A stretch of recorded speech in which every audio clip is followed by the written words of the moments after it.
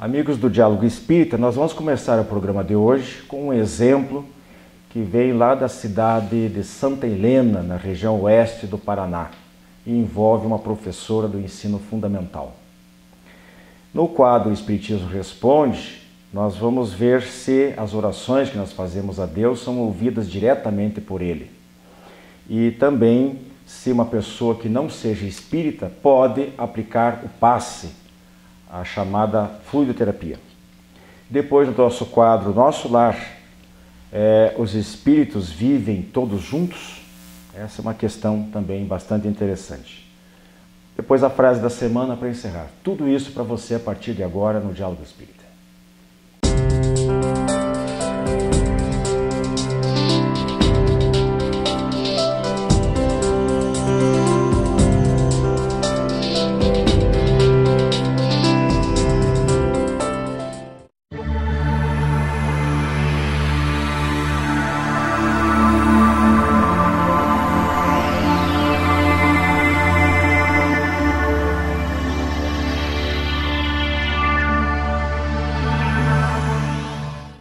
Bem, meus amigos, vamos começar nosso tema livre de hoje. Eu estou aqui na presença do Gilberto Tomasi, do Robson Balaguer mais uma vez. Olá, prazer em revê-los. Com um exemplo, eu disse há pouco, de uma professora da cidade de Santa Helena, uma pequena cidade da região oeste do Paraná. O que essa professora fez? Bom, foi vinculado numa outra emissora de televisão, né? E nós tomamos esse exemplo para ponto de partida da nossa discussão aqui. Essa professora, ela não se limita a apenas passar o conteúdo programático das aulas, mas ela chama as crianças, os seus alunos em torno de si e passa aquilo que antigamente era muito comum. Lições de moral, lições de educação, né? Para com os pais, para com os demais avós, outros familiares, com as pessoas idosas. Então ela procura passar valores. E nós vimos entrevistados alguns desses alunos dizerem que realmente haviam aprendido muito, haviam mudado o comportamento, se tornaram menos agressivos, mais calmos, melhorou o tratamento com os pais, com os próprios irmãos, o rendimento escolar havia subido, etc. Então a gente vê que isso é possível. Isso recai num tema recorrente aqui das nossas discussões, que é a educação. A gente fala, porque é realmente muito necessário. Importante. Né? E demonstra o seguinte, demonstra que a educação, ela corrige do ponto de vista espírita, ou espiritual, né? Corrige os defeitos, as viciações que nós trazemos de outras reencarnações e previne erros futuros, né? E tanto aquelas falhas de caráter, como as influências do meio ambiente. Eu queria que só vocês comentassem rapidamente esse primeiro aspecto aí, porque depois eu vou falar o que disse um certo psicólogo a respeito disso. Olá, Wilson, Robson, prezados amigos. Me parece, Wilson, amigos, que o caso dessa professora, ela sabe discernir a diferença entre instrução e educação. E, aliás, ela alia as duas coisas, né? Porque instrução, todos nós sabemos, é um termo específico, né, que abrange as áreas do conhecimento. Né? E já a educação é um termo geral que deve abranger todas as áreas, também a do conhecimento. E me parece que ela foi muito feliz nesse sentido. Ela conseguiu aliar conhecimento através da instrução e da educação. É lógico que aí as coisas bem assimiladas com as crianças, elas vão ter um comportamento diferente no seu dia a dia. Pena que seja apenas casos esporádicos, mas os exemplos são dados, né? Eu acho, Gilberto, Wilson, que não tem como desassociar a educação e a instrução. Porque antigamente, vamos pegar a nossa época, nós temos, eu acho que em épocas diferentes, e na nossa época já, mesmo sendo diferente, não existia falar, mas antigamente se educava, se instruía através da palmatória, de castigo e tal. Não é verdade, porque eu acho que muitos de nós aqui já veio do tempo e já não tinha mais isso. E os professores passavam para nós esse conteúdo de educação, como respeitar os pais, os mais velhos em casa e inclusive os professores. E nós tinha isso como meta dentro da sala de aula, o professor, como digamos assim, respeitá-los, né? Admirando e respeitando o professor, que hoje não acontece. Certo? Concordo plenamente com você, mas me parece que nessa época era mais imposição pelo medo. Hoje já é mais pela instrução. Não estou dizendo que estivesse completamente errado. Convencimento. Convencimento. Conscientização hoje, né? Mas havia um respeito. Mesmo que seja um medo, havia um respeito. Se havia respeito, concordo. Não havia alunos ameaçando os professores dentro de sala de aula, espancando professores dentro de sala de aula. Isso não existia. E os valores para aplicação na rua, os valores em casa, morais. Né? Os valores... Ela, por exemplo, explica lá, diz, olha, eu não aceito que fale palavrão aqui dentro da sala de aula.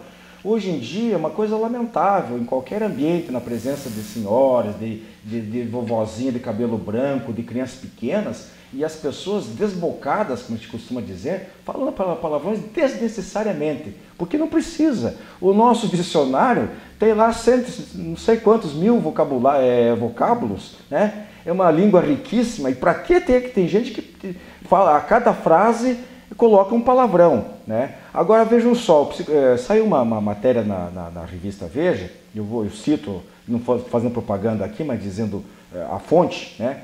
De novembro do ano passado, o psicólogo Stanton Samenov, ex-consultor do FBI.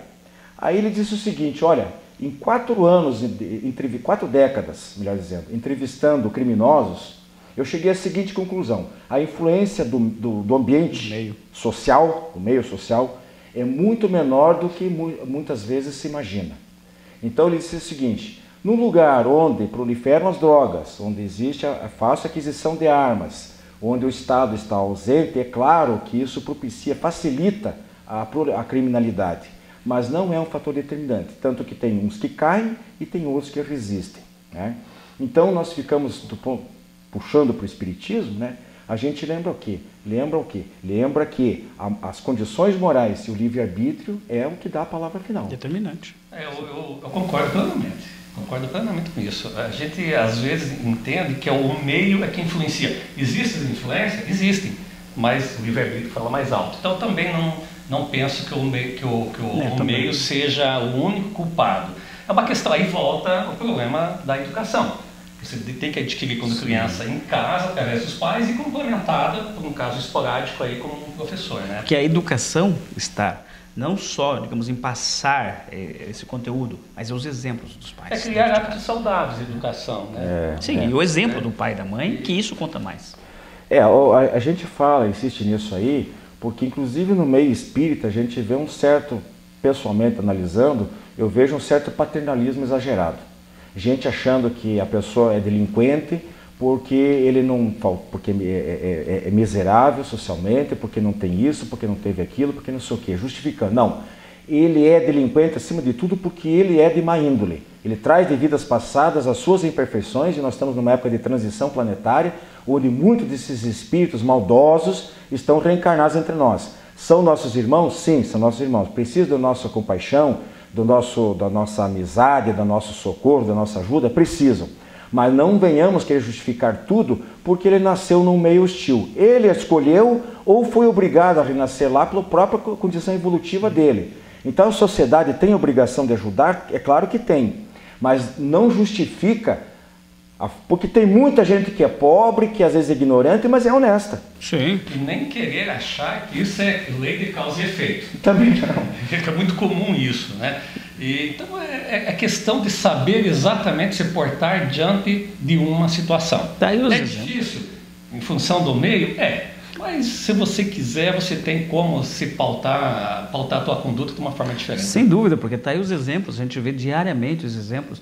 Temos pessoas, filhos, digamos, de classe média, fazendo barbaridade no trânsito, como nós já falamos em outro programa aqui, dos pichadores, né? Que são pessoas que têm condições financeiras, né? E não está, digamos, lá na favela, não está...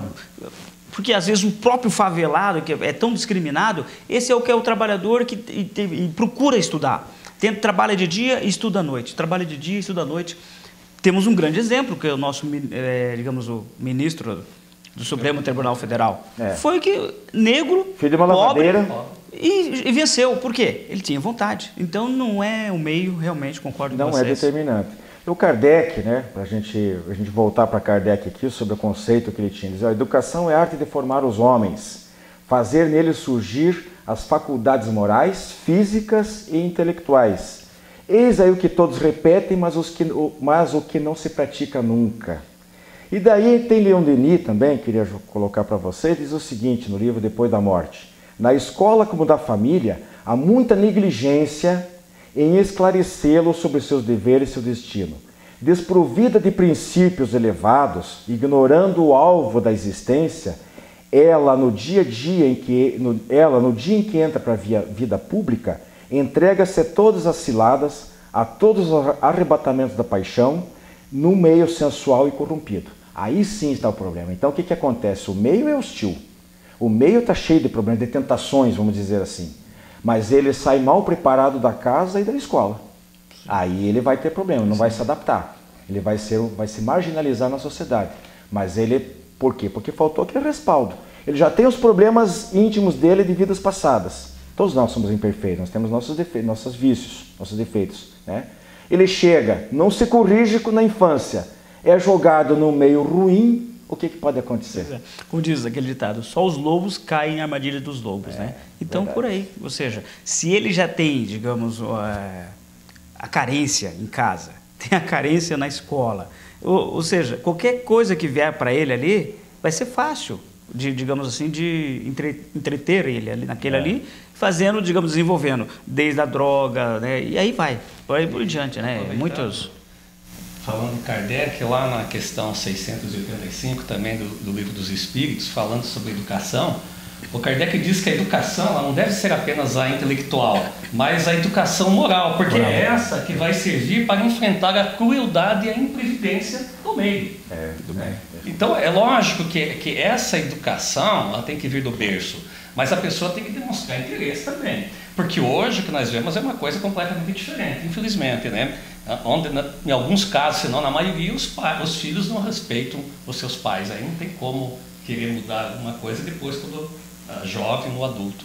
Né? E o Leon Denis, só para fechar aqui essas citações, ele diz mais à frente o seguinte: instruamos a juventude, mas antes de tudo falemos ao seu coração. Ensinemos a despojar-se das suas imperfeições. Lembremos de que a sabedoria por excelência consiste em nos tornarmos melhores. Então a educação, minha gente, não é apenas para preparar profissionalmente o indivíduo e para ganhar bastante dinheiro. Isso não é educação. A educação hoje está voltada para isso, para competitividade lá fora, para ser o melhor, para superar o outro, para ter uma carreira vistosa, para ganhar títulos, diplomas e ganhar dinheiro. Isso não faz o bom cidadão. O bom cidadão ele é bom, pobre, rico, preto, branco, católico, ateu, não importa. Importa o que está, a sua formação moral, a sua conduta. O Wilson Robson, amigos, que em algumas situações alguns pais abrem mão da educação propriamente dita para dar essa instrução, para terem títulos acadêmicos, para os filhos ganharem dinheiro.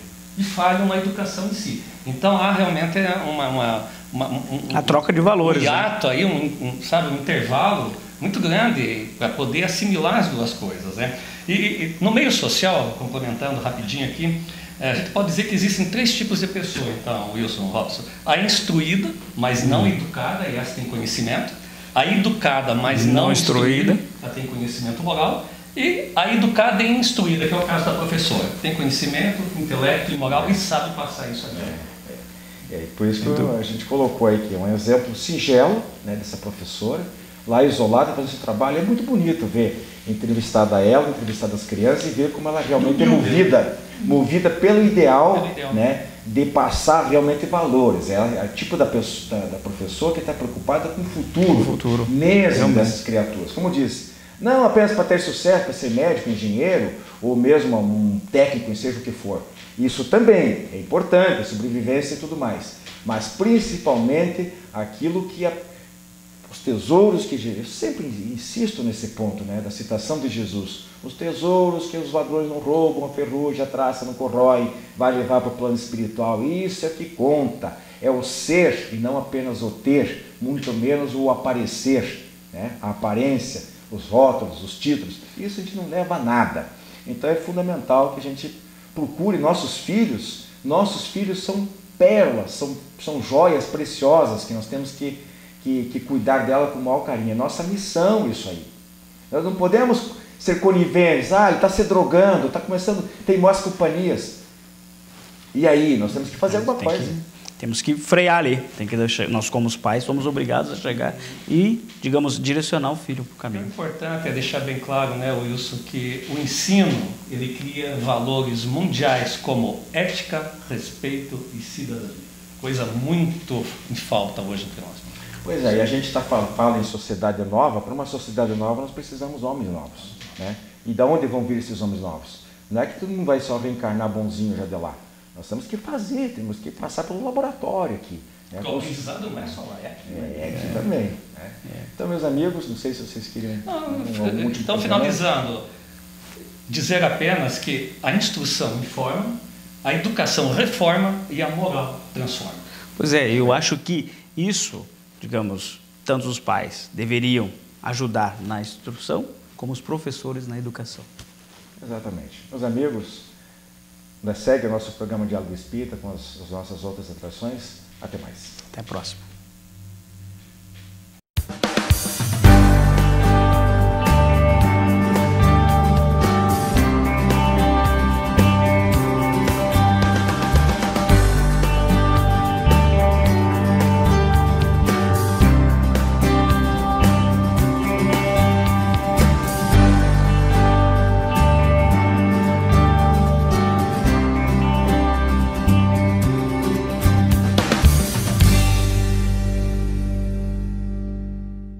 Você tem um familiar ou amigo com problemas de álcool ou drogas? Venha conhecer a comunidade psicossomática Nova Consciência em Capivari. Uma clínica com médico, psicólogo, terapeutas e especialistas no tratamento da dependência química. Atendemos pacientes do sexo masculino com período de recuperação de 4 a 6 meses para desintoxicação, terapia, conscientização e renovação de valores. Maiores informações, acesse comunidadenovaconsciência.com.br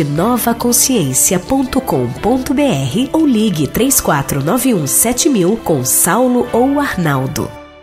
A editora M é a segunda maior do segmento espírita no país, oferecendo um catálogo com mais de 400 títulos publicados. Um de seus últimos lançamentos é o romance Algemas Abertas, de Armando Fernandes Oliveira.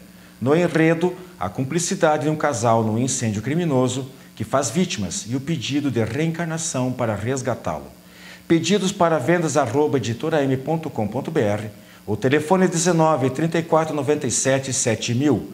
M, uma editora que leva o espiritismo a sério.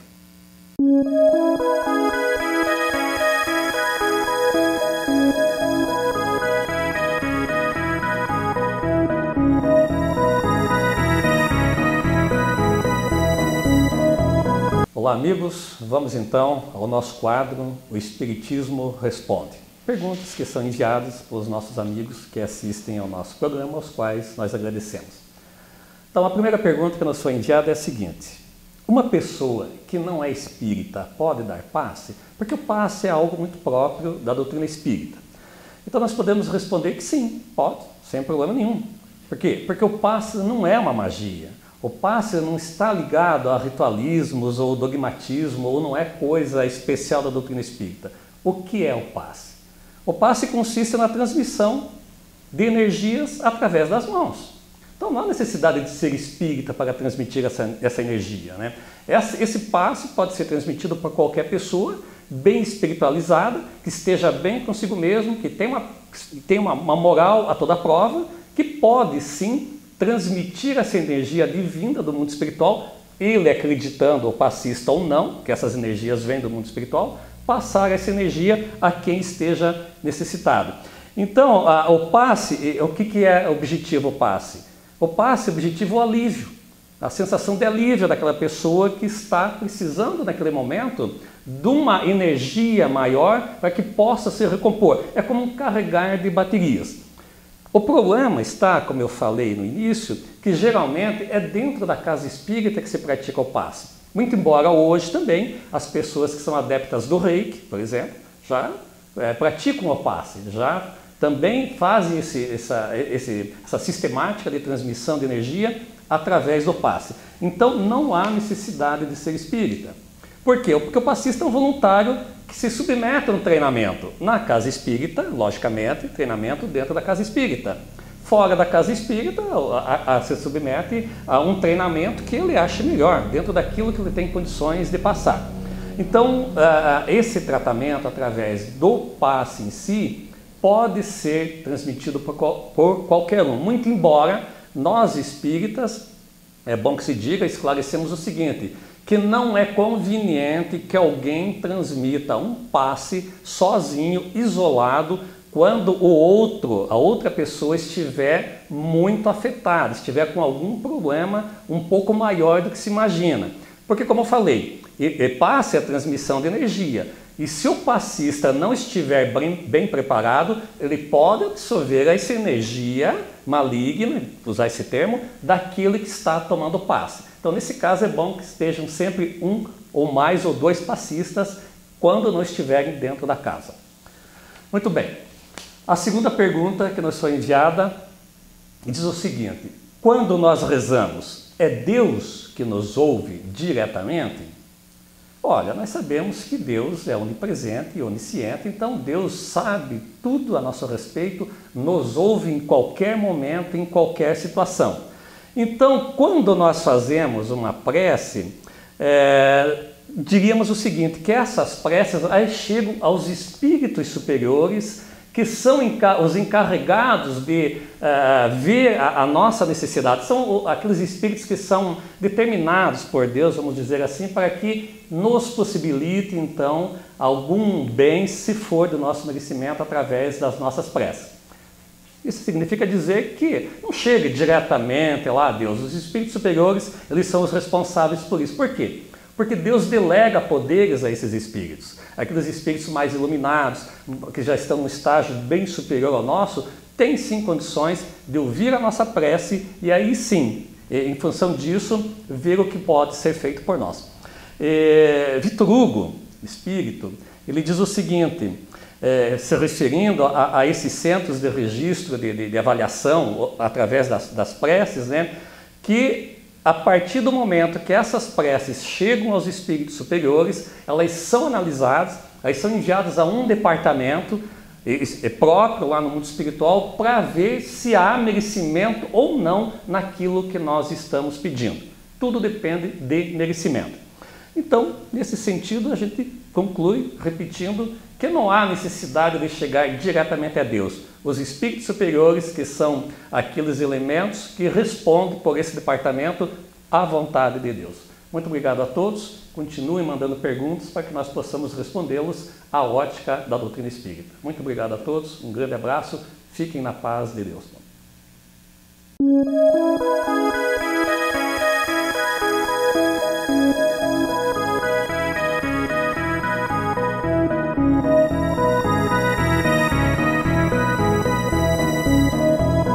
Prezados amigos, nosso quadro Nosso Lar de hoje, nós vamos analisar aqui principalmente a questão 278 do Livro dos Espíritos, e eu passo logo aqui a bola para o nosso companheiro Gilberto Tomasi.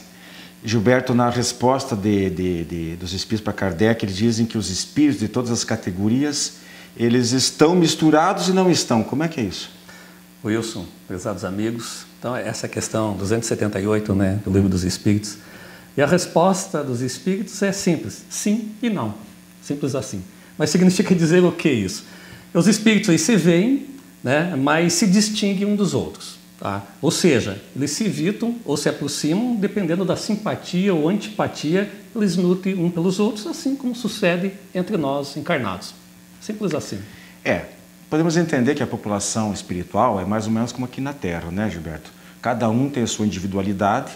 Até Kardec fala aí no comentário, depois dessa resposta, sobre uma cidade, né? Então, todo mundo está misturado ali, pessoas de todas as índoles, de todas as religiões, de todas as profissões, de todas as idades, né? Elas estão se acotovelando, andando para cá e para lá, estão misturadas, mas cada um tem a sua consciência própria. E aqueles espíritos que, digamos, pensam mais ou menos iguais, elas acabam formando grupos, por sintonia, por afinidade, seja por profissão, por um gosto pelo lazer, por um tipo de arte, elas passam a constituir grupos. E é isso que também ocorre no plano espiritual, né? Não tem nem dúvida, isso, como você falou, vai acontecer em função de desejos iguais, pessoas que têm os mesmos interesses, sejam eles superiores ou inferiores, isso não importa, né? Comportamentos agradáveis ou desagradáveis e com as condições próprias de cada um.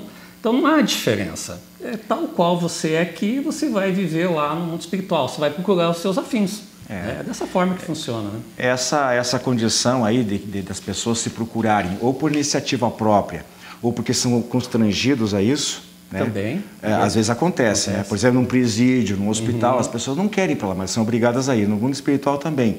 Então, o outro exemplo que a gente coloca aqui é por exemplo, a família. Normalmente, as pessoas escolhem a sua família, pelo menos com quem quer se casar, os cônjuges, né? Já a escola e local de trabalho, às vezes ele é obrigado, por falta de opção. Uma imposição. Uma imposição de fora para dentro.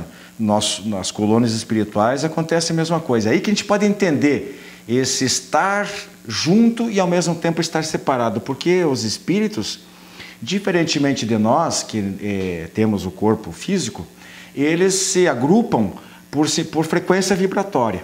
Então, para os espíritos superiores têm acesso praticamente a todos os lugares, mas ao inverso, a reciprocidade nem sempre acontece. É que a diferença de vibração é muito grande, né, Wilson? É como se nós estivéssemos aqui encarnados querendo frequentar um determinado local que não nos é permitido. Por quê? Porque nós não teremos condições, quer sejam econômicas, morais, intelectuais, de estar presente naquele ambiente, porque é um patamar muito elevado. No mundo espiritual, através da sintonia vibracional em função da evolução, né, de cada espírito. E esses espíritos nem se sentiriam bem, né? Porque eles se sentem ofuscados, não é o ambiente dele. É como nós dizemos aqui, eu não estou me sentindo bem nesse ambiente. Em função de uma série de situações. Não fica à vontade, não encontra lá as pessoas que gostaria de encontrar, as pessoas falam coisas, abordam assuntos diferentes, pensam diferentes, se vestem diferente, comem coisas diferentes, que às vezes para as outras pessoas não serve, né?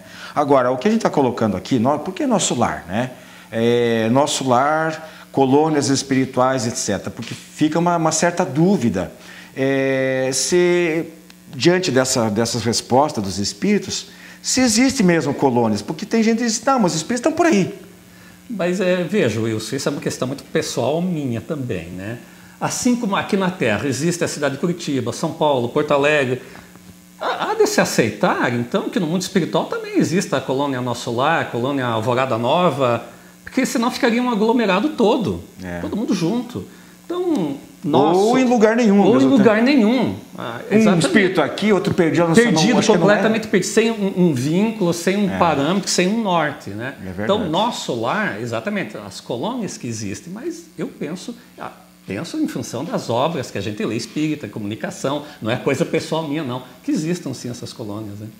E outra coisa, uma outra tipo de analogia que a gente pode fazer aqui em relação às comunidades virtuais, né? Aí seja por Facebook, Orkut, não sei o quê, veja, mesmo distantes fisicamente, as pessoas se reúnem em qualquer lugar do planeta.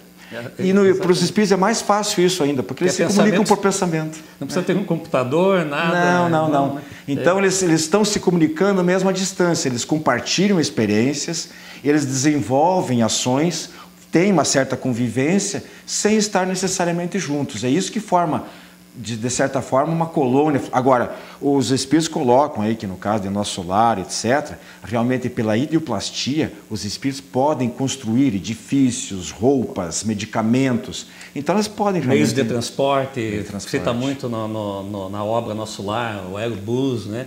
Tem as pessoas, mas como pode? Isso pode sim, idioplastia, como você falou. No livro dos médiuns, no capítulo do laboratório invisível, se não me engano, muito importante. Leiam lá que vocês vão compreender como é que os espíritos constroem cidades, edificações, etc, etc. Gente, é questão de estudar, tá bom? Tem muita coisa maravilhosa para a gente aprender. Meus amigos, grande abraço. Fique agora com a frase da semana.